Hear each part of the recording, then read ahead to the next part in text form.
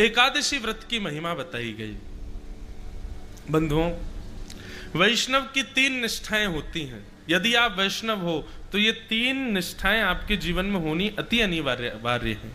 पहली, नाम निष्ठा। नाम नित्य जपा करो, चाहे कुछ हो जाए। मैंने एक दिन अपराध बताया था ना, अगर आप नाम जप से अधिक किसी अन्य क्रिया को मानेंगे तो ये अपराध है। नाम जप सबसे श्रेष्ठ है, इसलिए नित्य नाम जप जरूर किया करो ठाकुर जी का। सुबह करो, रात्रि में करो, चलते फिरते उठते बैठते कहीं भी करो। मंत्र का विधान है कि वो एक जगह बैठ के करना चाहिए, पर नाम तो आप अनवरत कभी भी कहीं भी बोल सकते हो, उसमें कोई दिक्कत नहीं। नाम जप, ये पहली निष्ठा है। दूसरी निष्ठा, तुलसी। या तो आपके कंठ में तुलसी हो या आपके अंग के कहीं भी, वैसे तो सबसे ज्यादा श्रेष्ठ गले को ही माना, कंठ में तुलसी का स्पर्श होना चाहिए। ये दूसरी वैष्णव की निष्ठा है। कंठी जरूर पहनो गले में, लेकिन फिर उसके बाद याद रखना, दूषित नहीं खा सकते आप कुछ भी। या तो ये प्रण ले लेना कि हम कुछ नहीं खाएंगे और कहीं और यदा कदा कभी चल जाएगा, कोई दिक्कत नहीं, तो कंठी उतार देना, मत पहनना। उसको पहनो तो फिर पूर्णता से ये बात निश्चित कर लेना, कंठ में जो जाए वो शुद्ध ही जाना चाहिए। और तीसरी निष्ठा होती है वैष्णव की एकादशी व्रत की निष्ठा। एकादशी के दिन बंधुओं अन्न में पाप का निवास होता है, इसलिए उस दिन अन्न का सेवन करना शास्त्रों में वर्ज्य बताया गया। परंतु 60 वर्ष से ऊपर के वृद्ध ज्यादा हो गए हों या बहुत छोटे बालक हों और अत्यंत रोगी व्यक्ति यदि घर में हैं तो उनको व्रत ना करें तो चलेगा। परंतु आप बढ़िया हो, मुष्टुंडे बने हुए हो, बढ़िया हत्ते तगड़े हो, खा पी के खूब आनंद कर रहे हो, कोई दिक्कत नहीं है, तो अगर एकादशी नहीं करोगे तो पाप लगेगा। अच्छा, एक बात और, एकादशी के दिन व्रत ना करने से कौन सा पाप लगता है? आपने जितने अपने पूर्व के पापों को गंगा स्नान से, तीर्थ यात्राओं से नष्ट कर दिया है, वो नष्ट हुए पाप पुनर्जागृत हो जाते हैं एकादशी के दिन अन्न सेवन करने से। समझ में आई बात?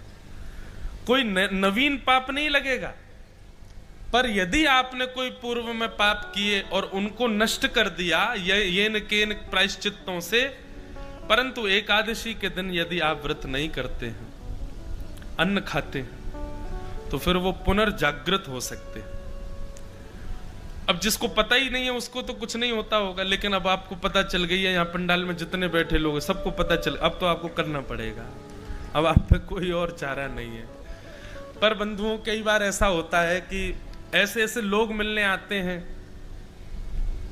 उनके घर वाले उनको जबरदस्ती खिलाते हैं, उनके घर वाले जबरदस्ती प्याज लहसुन बनाते हैं, क्या करें भाई? देखो, मैंने फिर वही बात कहूंगा, नाटक करना हम पे बहुत अच्छा आता है। एकादशी दिन वाले दिन ऐसा नाटक कर, हम डाइट पे हैं, आज हम केवल फल खाएंगे सुबह से शाम, हमको डॉक्टर ने कहा है।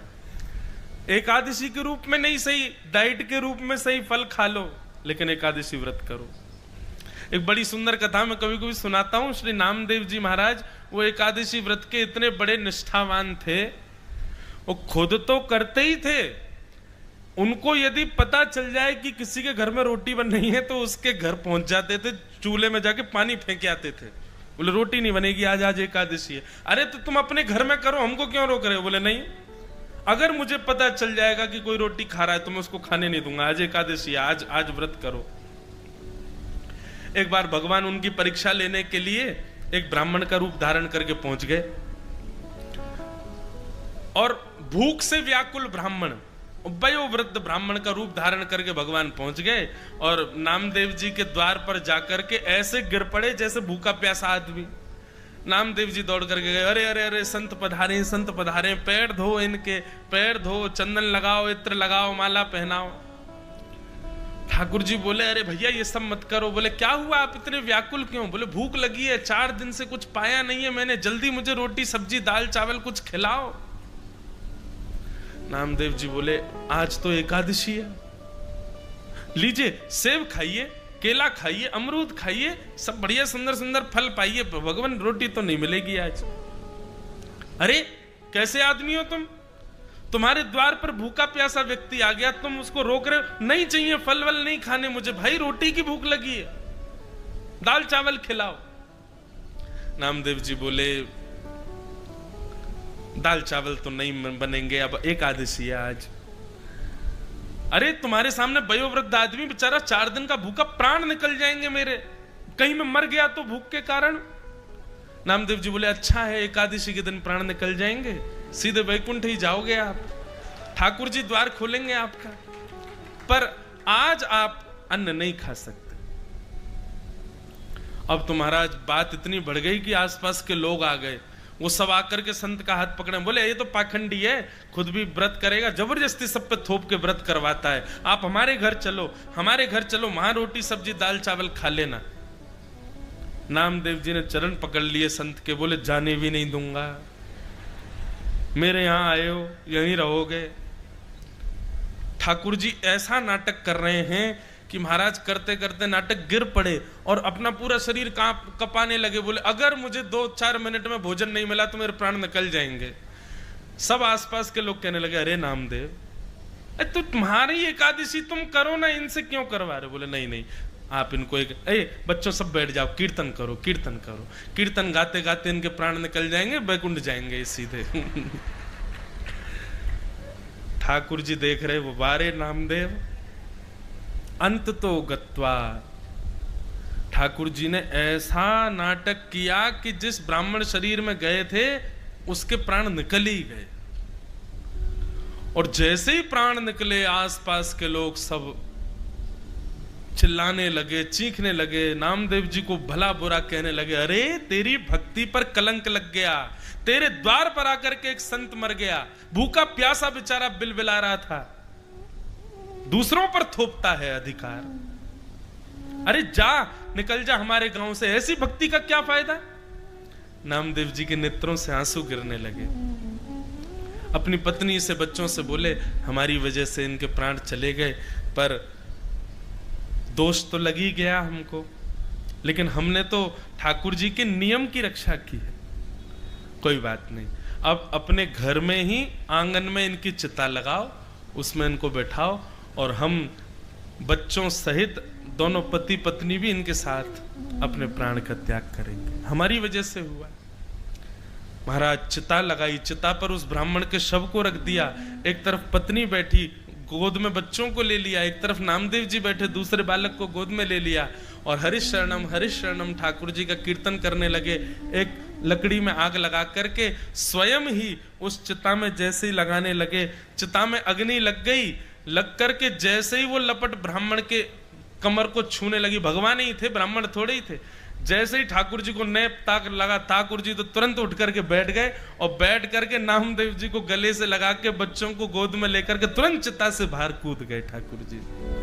सब देखते रह गए, और देखते ही देखते वो ब्राह्मण साक्षात पंडरीनाथ श्री विठ्ठल भगवान के रूप में प्रकट हो गए, और नामदेव जी को अपने हृदय से लगा करके वहां से अंतर्ध्यान हो। सब बोले अरे ब्राह्मण कहां गया? नामदेव जी बोले ब्राह्मण कोई नहीं था, वो विठ्ठल भगवान ही परीक्षा लेने आए थे मेरी एकादशी की।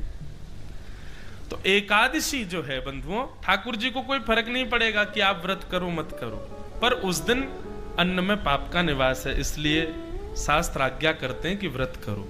अब देखो हम वृंदावन से हैं, वृंदावन के कई संप्रदायों में एकादशी नहीं होती, जैसे हरिदासी हरिवंशी, वहां पर एकादशी व्रत का महत्व नहीं है, क्योंकि वहां भाव प्राधान्य है, वहां नियम प्राधान्य नहीं है। जगन्नाथपुरी में एकादशी नहीं होती, लेकिन उसके पीछे कारण है। जगन्नाथपुरी में एकादशी क्यों नहीं होती? क्योंकि जगन्नाथपुरी में ऐसा नियम है कि वहां की रसोई में बनने वाला जो महाप्रसाद है वो कोई व्यक्ति नहीं बनाता है, कोई मानव नहीं बनाता है, स्वयं लक्ष्मी जी बनाती हैं, और लक्ष्मी जिसका स्पर्श कर दे उसमें पाप कभी नहीं रह सकता। इसलिए एकादशी के दिन आप महाप्रसाद जगन्नाथपुरी का पा सकते हो।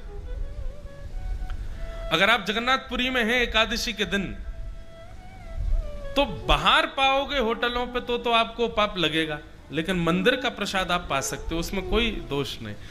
ठीक वैसे ही वृंदावन के कुछ प्रणालियों में कई संप्रदायों में एकादशी का विधान नहीं है, क्योंकि वहां भाव ऐसा है कि कल दशमी थी, कल ठाकुर जी का भोग लगा, तो उस समय अन्न जब प्रसाद था तो आज एकादशी होने पर वो प्रसाद में पाप कैसे आ गया, वो इस बात को स्वीकार नहीं करते।